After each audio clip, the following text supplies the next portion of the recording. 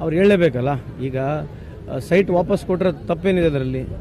ಅವ್ರೇನಾಗಿದೆ, ಈಗ ಇವತ್ತು ಮುಖ್ಯಮಂತ್ರಿಯವರು ಸಾಹೇಬರು ಪ್ರೆಸ್ಟೀಜು ಆನರ್ ಭಾಳ ಇಂಪಾರ್ಟೆಂಟು. ಆ ಕಾರಣಕ್ಕಾಗಿ ಅವ್ರು ಕೊಟ್ಟಿರ್ತಕ್ಕಂಥದ್ದು. ಸೊ ಹಂಗಾಗಿ ಅದನ್ನು ಕೂಡ ಯೂ ಟರ್ನು ಒಂದು ಆನರ್ಗೋಸ್ಕರ, ಒಂದು ಪ್ರೆಸ್ಟೇಜ್ಗೋಸ್ಕರ ಮಾಡಿರ್ತಕ್ಕಂಥದ್ದು ಕೆಲಸನೂ ಅದನ್ನು ಕೂಡ ಅವರು ಒಂದು ಯೂ ಟರ್ನ್ ಅಂತ ಹೇಳಿದ್ರೆ ಅದಕ್ಕೇನು ಹೇಳಕ್ಕೆ ಬರಲ್ಲ. ಈಗ ಸೈಟ್ ಕೊಟ್ಟಿದ್ದೀವಿ ವಾಪಸ್ಸು. ಸೊ ಸೈಟ್ ಕೊಟ್ಟಿದ್ದು ಅವ್ರು ತಾನೇ, BJP ತಾನೇ ಸೈಟ್ ಕೊಟ್ಟಿರೋದು. ಸೈಟ್ ಯಾರು ಕೊಟ್ಟಿದ್ದು? ಬಸವರಾಜ ಬೊಮ್ಮಾಯಿ ಸರ್ಕಾರ, BJP ಸರ್ಕಾರ ಇದ್ದಾಗ ಸೈಟ್ ಕೊಟ್ಟಿರ್ತಕ್ಕಂಥ ಸೈಟ್ ವಾಪಸ್ ಕೊಟ್ಟಿವಿ. ಅದಕ್ಕೇನು ತಪ್ಪೇನಿದೆ? ಸೈಟ್ ಕೊಡಬಾರಂತೇನು ರೂಲ್ಸ್ ಇದೆಯಾ? ವಾಪಸ್ಸು ಸೈಟ್ ಕೊಡಬಾರಂತೇನು ವಾಪಸ್ ರೂಲ್ಸ್ ಇದೆ ಏನ್ರಲ್ಲ ಕಾನೂನಲ್ಲಿ? ನಮ್ಮ ಇಷ್ಟ ರೀ, ಯಾವಾಗನ ಕೊಡ್ತೀವಿ, ಮುಂಚೆನೇ ಕೊಟ್ಟು ಅಲ್ರಿ. ಯಾವಾಗ ಕೊಟ್ಟರೆ ಅದಕ್ಕೇನು ಕಾನೂನು ಇದೆಯಾ? ಸುಮ್ಮನೆ ಯಾಕಂಗೆ ಕೇಳ್ತೀರಿ? ಇವ್ರು ಹೇಳ್ದಲ್ಲ ಕೊಡಬೇಕು. ಈ ಒತ್ತಡಕ್ಕೋಸ್ಕರ ಕೊಟ್ಟಿರ್ತಕ್ಕಂಥದ್ದು. ಯಾಕಂದ್ರೆ ಇವತ್ತು ಪ್ರೆಸ್ಟೇಜ್ ಇಶ್ಯೂ ಆಗಿದೆ ಪಾಪ ಅವರಿಗೆ. ಆ ಎಮ್ಮ, ನಾನು ಕಳೆದ 40 ವರ್ಷದಿಂದ ಆ ಎಮ್ಮಗೆ ನಾನು ಭಾಳ ಹತ್ರ ನೋಡಿದ್ದೀನಿ. ಏನು ಯಾವತ್ತು ಸಾರ್ವಜನಿಕ ಜೀವನದಲ್ಲಿ ಒಂದು ಹೊರಗೆ ಬಂದು ಅವ್ರು ಏನು ಮಾಡಿದ್ರು ಕೂಡ ಅಲ್ಲ. ಇವತ್ತು ಅವರಿಗೆ ಈ ಪರಿಸ್ಥಿತಿ, ಈ ಎನ್ಕ್ವೈರಿಗಳು ಹಾಕ್ತಕ್ಕಂಥದ್ದು, ಲೋಕಾಯುಕ್ತ ಮಾಡ್ತಕ್ಕಂಥದ್ದು, ಇಡಿ ಹಾಕ್ತಕ್ಕಂಥದ್ದು ಕರ್ಮ ವಾಪಸ್ ಬರುತ್ತೆ. ನಾನೇನು ಅವ್ರ ಪರವಾಗಿ ಮಾತನಾಡ್ತಕ್ಕಂಥದ್ದಲ್ಲ. ಕಾನೂನುಬದ್ಧವಾಗಿ ಒಬ್ಬ ಅಣ್ಣ ಒಬ್ಬ ತಂಗಿ ಕೊಟ್ಟಿರ್ತಕ್ಕಂಥ ಗಿಫ್ಟ್ ಡೀಡ್ ಅದು ಅಷ್ಟೇ ತಾನೇ ಇರೋದು. ಅದಕ್ಕೆ ಅವ್ರು ಎಲಿಜಿಬಲ್ ಇದ್ದಾರೆ ಅಂತ ಹೇಳಿ ಅಲ್ಲಿರ್ತಕ್ಕಂಥ ಮೂಡೋದವರು ಅವರು ಅಕ್ವೈರ್ ಆಗಿರಲ್ಲ. ಅದು ಮೂಡೋದವ್ರು ಅಕ್ವೈರ್ ಮಾಡಿರ್ತಕ್ಕಂಥ ಎನ್ಕ್ರೋಚ್ಮೆಂಟ್ ಮಾಡಿರ್ತಕ್ಕಂಥದ್ದು. ಎನ್ಕ್ರೋಚ್ಮೆಂಟ್ ಆಗಿರ್ತದಕ್ಕೆ ಅವ್ರು ಸೈಟ್ ಕೊಟ್ಟಿರ್ತಕ್ಕಂಥದ್ದು. ಅದಕ್ಕೆ BJP ಅವರ ಸೈಟ್ ಕೊಟ್ಟು ಇವತ್ತು ಇಡಿ ತರಬೇಕಂದ್ರೆ ಎಲ್ಲಿ ವ್ಯವಹಾರ ಇದೆ ರೀ? ಅವ್ಯವಹಾರ ಎಲ್ಲಿದೆ? ಅಲ್ಲಿ ದುಡ್ಡಿನ ವ್ಯವಹಾರ ಎಲ್ಲಿದೆ? ಇಡಿ ಬರ್ಬೇಕಂದ್ರೆ ಏನು ಕಾರಣ? ಅಂದ್ರೆ ಇವತ್ತು ಎಲೆಕ್ಟ್ರಲ್ ಬಾಂಡಲ್ಲಿ 8,500 ಕೋಟಿ ಹಗರಣ ಆಗಿದೆಲ್ಲ, ಅಲ್ಲಿ ಇಡಿ ಹೋಗೋದು ಬೇಡ? ಅಲ್ಲಿ ಇಡಿ ಹೋಗ್ಬೇಕಲ್ಲ? ಅಲ್ಲಿ ಯಾಕೆ ಹೋಗಲ್ಲ ಇಡಿ? ಅಲ್ಲಿ ಯಾಕೆ ಇಡಿ ಹೋಗ್ಬಾರ್ದು? ನೀವು ಕೇಳ್ಬೇಕಲ್ಲ.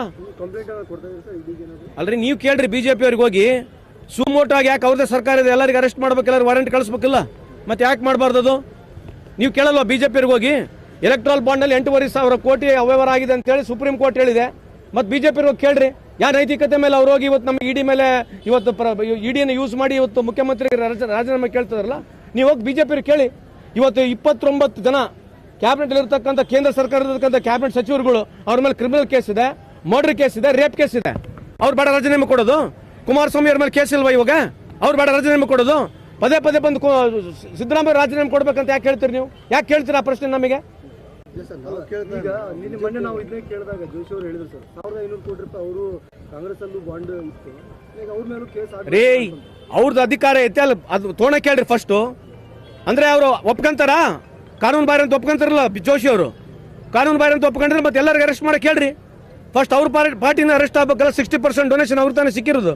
ಇವ್ರು ಮಾಡಿರ್ತಕ್ಕಂಥ ಫ್ರಾಡ್ ತಾನೇ ಇದು. ಫ್ರಾಡ್ ಯಾರು ಮಾಡಿರೋದು? ಮತ್ತೆ ಇದಕ್ಕೆ ಬೇಡ ಮಾತಾಡೋದು ಜೋಶಿ ಸಾಹೇಬ್ರು. ಅವ್ರಿಗೆ ಕೇಳಿ ನೋಡ್ರಿ. ವಿಜೇಂದ್ರ ಅವರು ಹೇಳಿದ್ದಾರೆ, ಹಿಂದೆ ಯಡಿಯೂರಪ್ಪ ಅವರು ಈ ಥರ ಆದಾಗ ಅವ್ರು ವಾಪಸ್ ರಿಟರ್ನ್ ಕೊಟ್ಟಿದ್ರು. ಅವಾಗಲೂ ಕೂಡ ಸಿದ್ದರಾಮಯ್ಯ ಒತ್ತಾಯ ಮಾಡಿದ್ರು ರಾಜೀನಾಮೆಗೆ. ರೀ ಅವಾಗ ಒತ್ತಾಡ ಮಾಡಿರೋದಕ್ಕೂ ಕಾರಣ ಕೂಡ ಇದೆ. ಲೋಕಾಯುಕ್ತ ಎಕಡೆ ಒಂದು ಸೈಡ್ ಇರಬೇಕಲ್ಲಪ್ಪ.